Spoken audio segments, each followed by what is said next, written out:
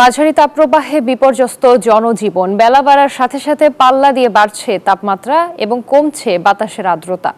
গতকাল সর্বোচ্চ তাপমাত্রা ছিল চুয়াডাঙ্গায় 41.2 ডিগ্রি সেলসিয়াস। আবহাওয়া অফিস বলছে দিনের তাপমাত্রা অপরিবর্তিত থাকবে এবং রাতের তাপমাত্রা বৃদ্ধি পাবে। আগামী কয়েকদিন তাপপ্রবাহ চলমান থাকবে। তাপপ্রবাহের কারণে ঘর থেকে প্রয়োজন ছাড়া খুব একটা বের হচ্ছেন না মানুষ, তবে সবচেয়ে ভোগান্তিতে পড়েছেন খেটে খাওয়া মানুষ।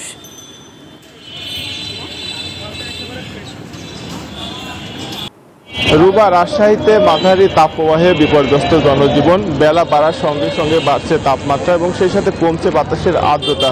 গত 24 ঘন্টায় রাজশাহীতে সর্বোচ্চ তাপমাত্রা ছিল 40 ডিগ্রি সেলসিয়াস। আজকে সকাল 6টায় রাজশাহীর তাপমাত্রা ছিল 26.5 ডিগ্রি সেলসিয়াস। সকাল 9টায় তাপমাত্রা ছিল 34.3 ডিগ্রি সেলসিয়াস এবং সকাল 10টায় তাপমাত্রা ছিল 35.5 ডিগ্রি সেলসিয়াস এবং বাতাসের আর্দ্রতা ছিল 40%।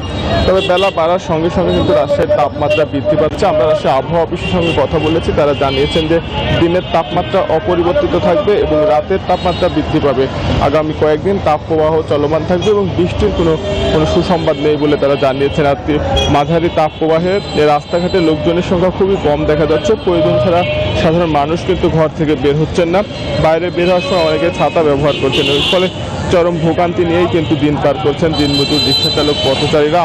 আমরা রিক্সা চালকদের সঙ্গে কথা বলেছি, তারা জানিয়েছেন যে সাধারণ মানুষ ঘর থেকে বের না হয় তারা কিন্তু খুব কম ভাড়া পাচ্ছেন, ফলে তারা কিন্তু ভোগান্তি নিয়েই দিন পার করছেন। তবে রাজশাহীতে আরও কয়েকদিন এই মাঝারি তাপপ্রবাহ চলমান থাকবে বলে জানিয়েছে আবহাওয়া অফিস, ফলে ভোগান্তি নিয়েই কিন্তু নগরবাসীকে আরও কিছুদিন চলতে হবে। আর স্বাস্থ্য বিশেষজ্ঞরা বলছেন যে বিশেষ করে শিশু এবং যারা বৃদ্ধ রয়েছেন তারা যেন ঘর থেকে প্রয়োজন ছাড়া বাইরে বের না হয়, বের হলেও যেন ছাতা নিয়ে বের হয় এবং ঘন ঘন যেন পানি পান করেন সেই পরামর্শ তারা দিচ্ছেন, কারণ মাঝারি তাপপ্রবাহে স্ট্রোক হওয়ার সম্ভাবনা রয়েছে বলে কিন্তু জানিয়েছে স্বাস্থ্য বিশেষজ্ঞরা।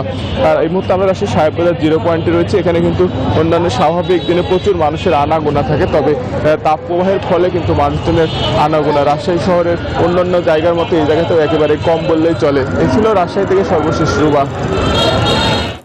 বান্ডেল থাকলে প্রতি সেনমানিতে টাকা বাঁচবে।